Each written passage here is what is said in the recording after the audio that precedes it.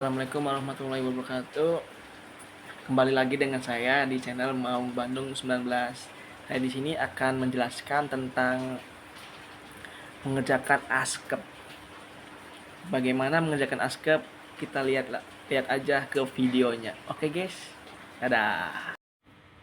Assalamualaikum warahmatullahi wabarakatuh. Saya di sini akan menjelaskan tentang asuhan keperawatan. Yang pertama itu ada pengkajian. Pengkajian itu kita mengkaji pasien, kayak misalnya nama pasien, tempat tanggal lahir, umur, jenis kelamin, pendidikan, pekerjaan, agama, suku bangsa, status perkawinan, terus alamat, tanggal masuk RM, diagnosa medisnya apa, terus identitas petanggung jawabnya siapa, pasiennya siapa, nama, alamat, pekerjaan, hubungan dengan pasien, umur, jenis kelamin. Yang kedua itu ada riwayat penyakit. Kita mengkaji riwayat penyakit pasien, terus pasien tuh keluhan utamanya apa, datang ke rumah sakitnya. Terus yang kedua itu riwayat penyakit sekarang. Nah, kita tuh mengkaji pasien datang ke rumah sakitnya tuh kenapa. Terus ada riwayat penyakit dahulu ya, kita nanyain dulu ke pasien dahulunya, pasien mau punya penyakit apa gitu. Terus ada riwayat penyakit keluarga, kita tanyakan kepada pasien, adakah keluarga yang mengalami penyakit seperti pasien, ada enggak gitu. Terus ada riwayat alergi, kita tanyakan ke pasien ada riwayat alergi enggak gitu. Terus yang ketiga itu ada pemeriksaan fisik. Pemeriksaan fisik itu kita mengkaji kesadaran umum pasien, habis itu kulit, kuku, kepala, mata, hidung, telinga, leher, terus dada, abdomen, genitalia, ekstremitas atas bawah, itu harus dikaji. Yang keempat itu aspek psikososial spiritual, itu harus dikaji kepada pasien. Terus yang kelima itu ada aktivitas daily living. Daily living itu kita mengkaji pasien, kayak misalnya pasien di rumah atau di rumah sakit itu makannya berapa hari, terus minumnya, terus kayak terus kita kaji frekuensi mandi, frekuensi sikat gigi, kayak frekuensi kramas, terus kayak mulai tidurnya, lama tidurnya, sering terjaga enggak gitu. Kita di situ nanti dikaji kalau pasiennya udah masuk ke ruangan inap. Terus yang ke 6 itu ada data lab. Data labnya tuh kita nanti masukin tuh hasil lab itu, nanti masukin ke diagnosa keperawatan gitu. Yang kelima yang ketujuh itu ada analisa data. Analisa data tuh kayak kita tuh kayak misalnya itu tuh data pasien yang menganalisis penyakit pasien yang datang ke rumah sakit. Kayak misalnya gini, kita kasih contoh, kita bikin tabel.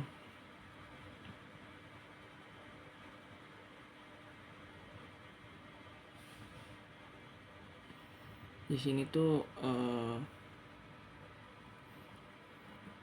di situ tuh data. Salah. Data. Terus di sini tuh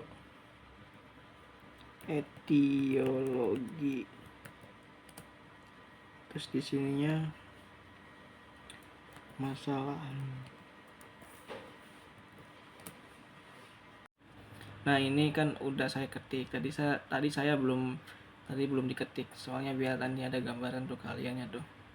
Nah, di sini kan ada data. Nah, pas pertama pengkajian itu tuh keluhan pasien itu apa? Kayak kita kayak misalnya gini dikasih contoh nih sama saya. Kayak DS-nya itu kalian mengatakan batuk 4 hari. Nah, DO-nya itu kayak tensi, terus nadi, terus napas, suhu. Itu nanti dimasukin di DO.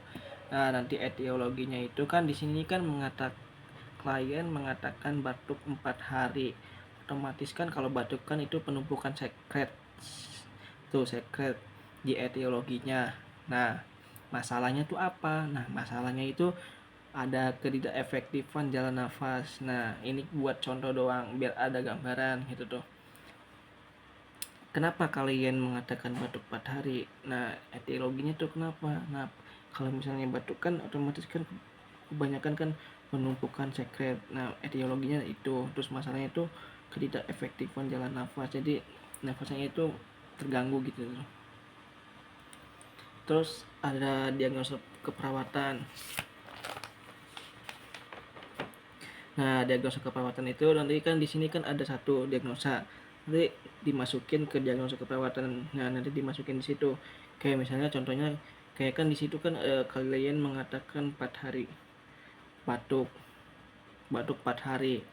Nah, nanti dimasukin ke diagnosa keperawatan. Kayak contohnya gini. Ketidakefektifan jalan nafas berhubungan dengan penumpukan sekret ditandai dengan DS. Klien mengatakan batuk 4 hari. DO-nya tensi, nadi, respirasi, suhu. Nah, nanti dimasukin ke diagnosa keperawatan. Nah, nanti intervensinya kan di situ kan diagnosa keperawatan. Nanti di diagnosa keperawatan itu di intervensinya tuh dimasukin lagi.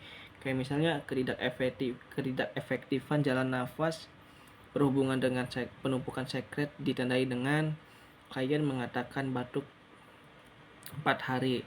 Nah, jadi tadi kan ini ditulis kayak tadi kan yang tadi tuh ketidakefektifan jalan nafas, ketidakefektifan ke sini, ketidakefektifan jalan nafas berhubungan dengan penumpukan sekret ditandai dengan kayak DS-nya ini mengatakan pasien batuk 4 hari, DO-nya ini nanti dimasukin ke sini. Nah, nanti intervensinya tuh sama aja.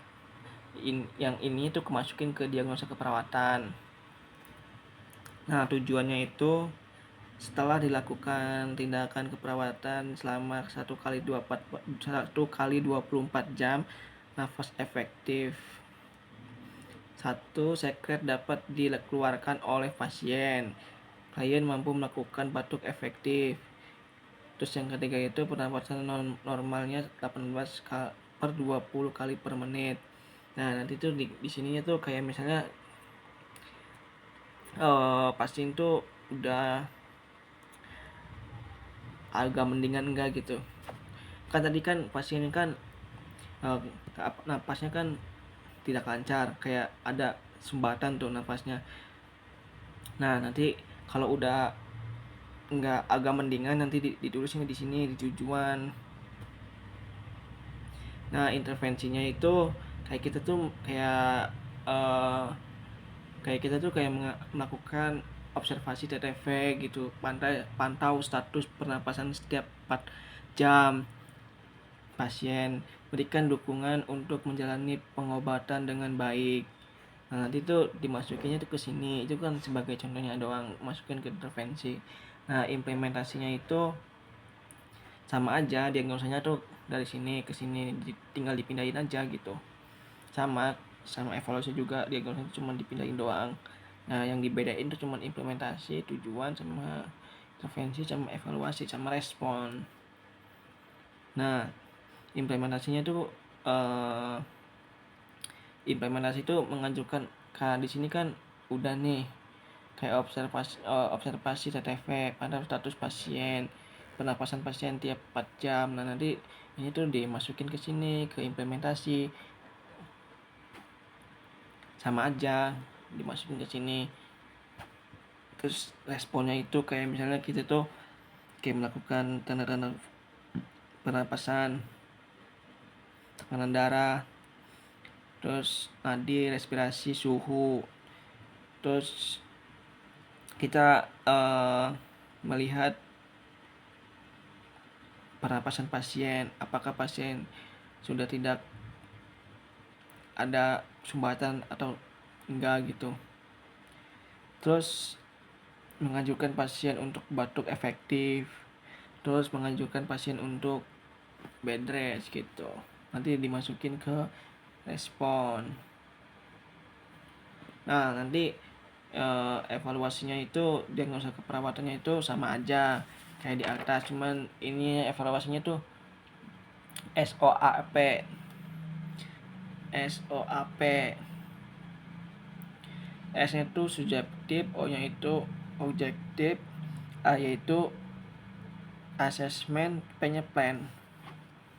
Jadi kayak S-nya itu pasien mengatakan tindak batuk lagi, O-nya itu tensi, nadi, pernapasan, suhu.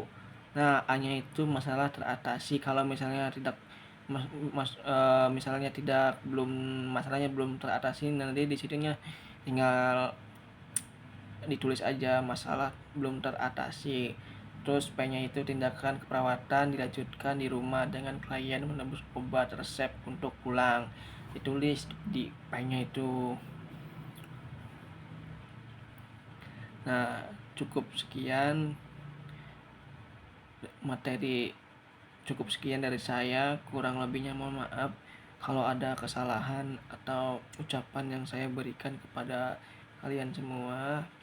Mohon dimaafkannya. Ini sama-sama belajar aja. Oke.